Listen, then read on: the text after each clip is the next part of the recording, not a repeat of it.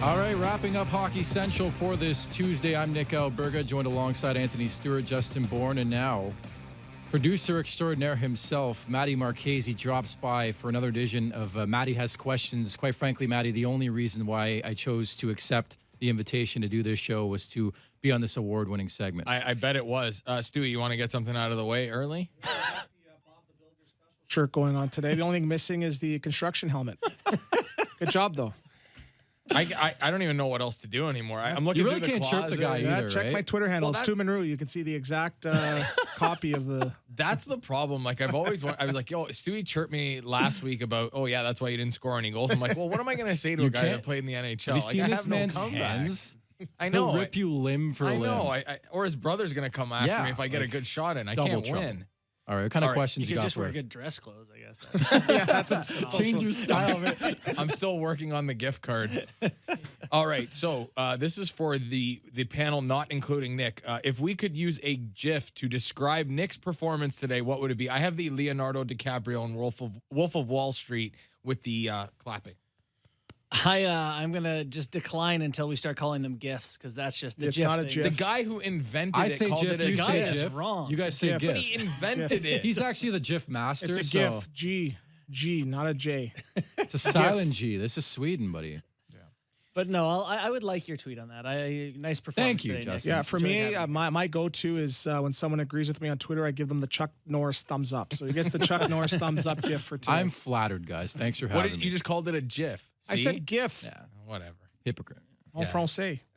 All right. The Hall of Fame welcomed new members last night, so let's start the debate for next year. We think Jerome McGinley is a lock, but what about the other first-year guys in Marian Hossa and Shane Doan? I think Marian Hossa would have the edge in that I department. guess we'll start with me since I'm the first timer, the only timer here. Shane Doan is an intriguing file, guys. Games played is a Yeah, thing, right? and it is the Hockey Hall of Fame, what he's meant to his country, and I do like to include what a guy's meant to an organization. Like Ginlin's the same thing in Calgary off the ice, and Shane Doan did so many things for that market that you can't go wrong with that decision. For me, it's got to be Marian Hossa, just based on the fact that he's one of the great two-way Former forwards Thrasher. of the game, former Atlanta Thrasher, and he's a winner. So it sucks that his career had to end just due to a mysterious skin condition. But Marian Hossa, in my opinion, shoe-in, guarantee. Yeah, the Hossa pick, I'm all in on that too. He just, by the end of his career, well, even I shouldn't say by the end of it, but the dynamic two-way play was just exceptional. And Merrick has touted many times he's a guy who probably should have won a Selke or two. On top of the contributions to offense, the Stanley Cup Finals, he's a guy who during his career was that's what a Hall of Famer looks like. Yeah. Okay, so we saw, if we're going to call it Spitgate because everything has to have a gate attached to it. Yep. How many games do we think Garnet Hathaway gets for spitting on Eric Goodbranson? We talked. Do you know, Stu? You got a thought on that? I say 5, Yeah. just based on it's something that they don't want to ever see again. They don't want it a part of the game. I think they're really going to drop the hammer on him just because it's something that can't be done. You can't do anything like that. 5 games, in my opinion. Yeah, we saw before the show. Marchese and I looked up if there's anything official in the rule book on that, and I think if you spit on an official, it's an 10 automatic games. 10. What about the players? I know. I didn't love forget the players. Has that love the happened idea. before? Protect the referees. I just saw it. devalue. I Has just that saw it happened in before? I saw it in the rule book. We were looking for something, a guy spitting. It's happened. I heard for there's sure. been a licking How many before. games did Roberto Alomar get? So whatever he got, just give him that. Give him more. I heard there's been a licking before again. Yeah, they do need to set precedent though that's just not going to be okay. So I think with Stewie, the number, I think he's right. I think it's Yeah. minimum of 5. yeah, I think that's a good number. I think his answer was great. Well, spit just came out of my mouth. Well, it doesn't just happen. Like you spit on No, the but he guy. owned That's it though. I appreciate the fact that he owned it because video is video. We were going to see it, and he came out there and said, I was wrong. So that's part of the battle for me. But at the same time, it speaks to linesmen and what they do in their role in those fights. Because Goodbranson kept landing punches on his face, and he looked so helpless. I'm not saying spit on the guy, obviously, but it's linesmen need to either get in all the way or get out all the way. And that last one, he clubbed him too. Yeah. He really got hold of him on that last one. Could we have a legitimate conversation about Leon Draisaitl as a Hart Trophy candidate if his season continues? Borny, I have to go to you on this first because this was the conversation we had before, and I was answering, and you said you can't even say it. You can't say it. Yeah, no, you can't say you think you would vote for Leon Draisaitl for the Hart Trophy while he's on a team with Connor McDavid. It's impossible to talk yourself into, but you step back and it's like, well, he plays more than Connor, about a half a minute a game, but that adds up, and he's got more points. And at what point does he get to at least be a part of this chit-chat? I think you split the award down the middle.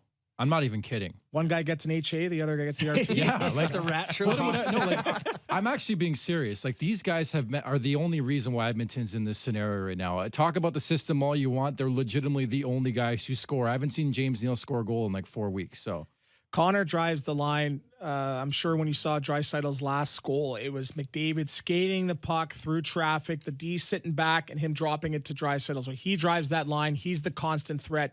I think he's the one that drives the line. So in my opinion, he is the Hart Trophy winner. Yeah, to further real. that point just a little bit, one thing I know that teams try to do with their special teams on the power play is change the shape of the defense. You want them to be in places they don't want to be. Connor changes the shape of the defense. flat-footed half the he's time. pretty good, eh? Yeah, he's okay. Yeah. Okay, so we're talking about Connor McDavid. I thought of this on the weekend, and I have no idea why, but it's going to hopefully work for this bit.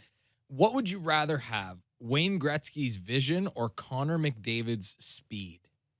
I think Wayne's vision myself, just the difference it made for him over the course of his career. Because Wayne was never the fastest skater in the league. He was a good skater, but he was never exceptional with any raw physical attribute, really. But he just the way he thought the game and saw the rink was what made him special.